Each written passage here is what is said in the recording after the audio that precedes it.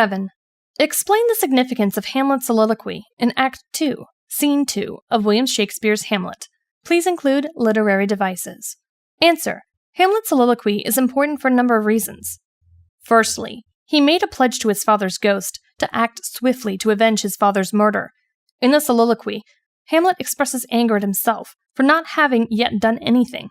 He compares himself to one of the visiting actors, who, in acting out a scene, expresses emotion in a profound way, causing the audience to feel what he feels, even though he has no real reason to do so.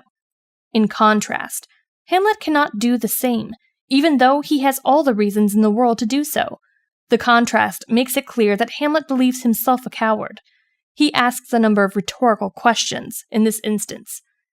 Am I a coward?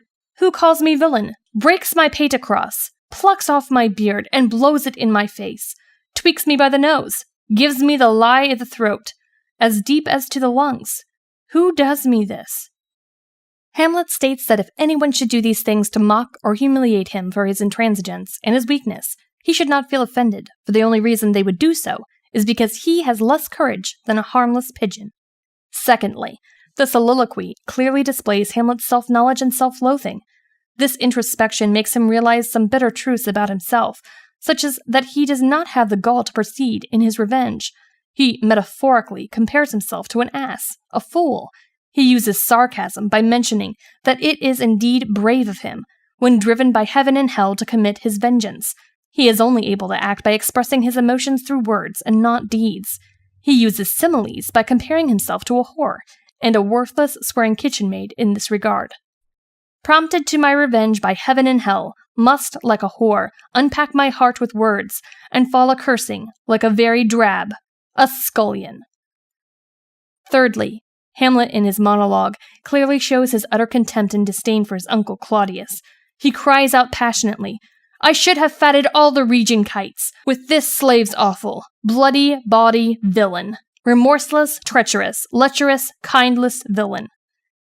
Hamlet uses powerful metaphors and adjectives to express his intense disgust. Claudius is the same as the entrails of a slave, a man without morals, remorse, or kindness. He now truly realizes just how much he abhors Claudius. Fourth, it is during this speech that Hamlet finally decides to actually do something to honor the pledge he made to his father's ghost. He now decides that he will use a play to determine Claudius's guilt in his father's murder. He will have the actors enact a scene similar to his father's foul murder. He will then carefully watch Claudius's reaction. If Claudius should act in a guilty manner, Hamlet will then know exactly what to do. It is interesting that Hamlet uses such a careful, indirect method to determine Claudius's guilt. Moments earlier, he expressed reckless determination to punish Claudius. Finally, Hamlet's monologue reveals that he does not entirely trust the ghost.